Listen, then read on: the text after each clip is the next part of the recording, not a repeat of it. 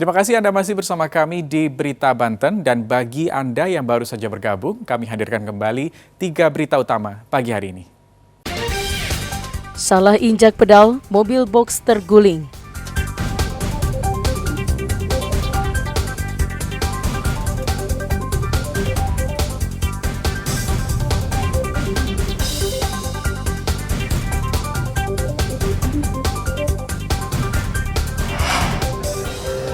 Lima ratus siswa SMK memainkan gitar secara bersama-sama.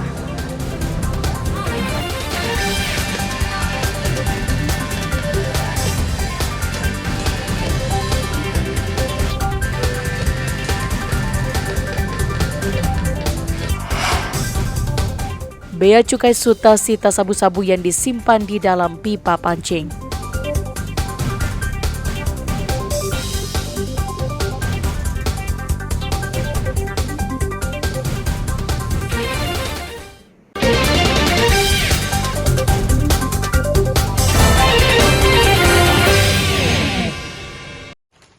Petugas Bea dan Cukai bersama Badan Narkotika Nasional Provinsi Banten menggagalkan upaya penyelundupan narkotika jaringan internasional.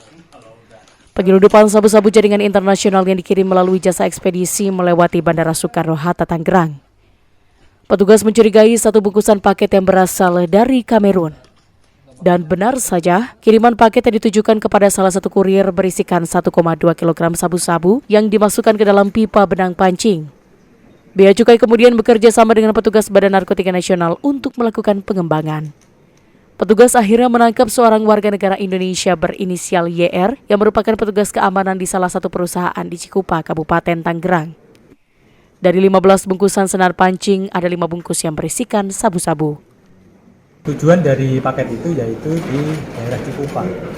Penerimanya berinisial YR. Itu kemudian dikirim dari Kamerun.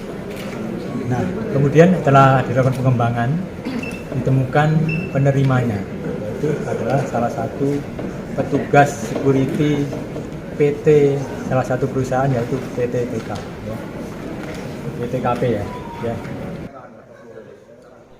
Untuk mempertanggungjawabkan perbuatannya, pelaku diancam dengan Undang-Undang Narkotika dengan ancaman hukuman mati atau hukuman pidana seumur hidup.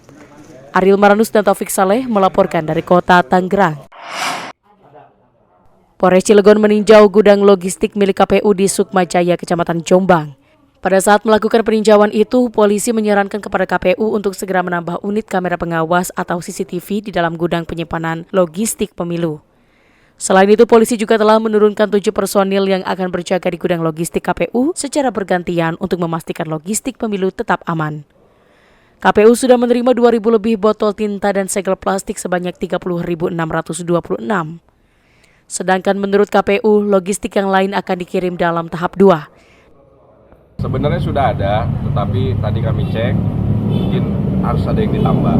Karena kita mengingat pentingnya keberadaan barang-barang ini, makanya tadi pas kami cek bersama dengan Ibu dari KPU, ini memang sudah ada, cuman kami rasa perlu ditambah lagi lah. Yang perlu ditambah apa? CCTV dan mungkin AC karena kami juga memastikan agar kan di sini ada tinta, ada seperti hal yang sifatnya harus dalam kondisi suhu yang baik.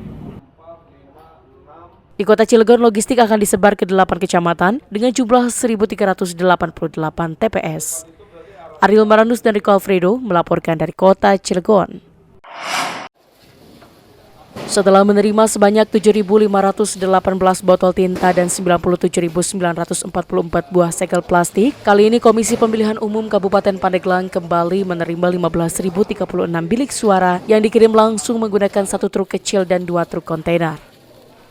Bilik suara untuk kebutuhan pemilu 2024 mendatang ini disimpan di gudang di Jalan Raya AMD Lintas Timur, Kecamatan Majasari, Kabupaten Pandeglang. Komisioner KPU Kabupaten Pandeglang Samsuri mengatakan belum memastikan ribuan bilik suara tersebut apakah sesuai atau tidak dengan yang diusulkan. Sementara itu jumlah tempat pemungutan suara atau TPS di Kabupaten Pandeglang sendiri sebanyak 3.759 dan di setiap TPS akan diisi sebanyak 3 bilik suara. Kotak suara, jadi kita masih nunggu konfirmasi dari penyedia. Untuk saat ini yang sudah Untuk saat ini kemarin ya Kemarin ada tinta sudah, terus yang kedua ada kabel tis. 15.000 ini pas atau kurang? Sesuai usulan yang kita sampaikan. Ada kekurangan ya? Nggak ada. Kita cross check dulu. Kalau ada misalnya keadaan rusak dan seterusnya akan kita sampaikan ke panitia. Kita kembalikan, mungkin untuk diganti dan seterusnya. KPU juga akan mengecek logistik yang sudah ada di gudang penyimpanan untuk memastikan tidak adanya kerusakan saat pemilu berlangsung. Ariel Maranus dan Andre Sopian melaporkan dari Kabupaten Pandeglang. Ya, informasi tadi mengakhiri berita Banten pagi hari ini. Saya Rusdi Maulana mewakili kerabat kerja yang bertugas mengucapkan terima kasih, selamat pagi dan sampai jumpa.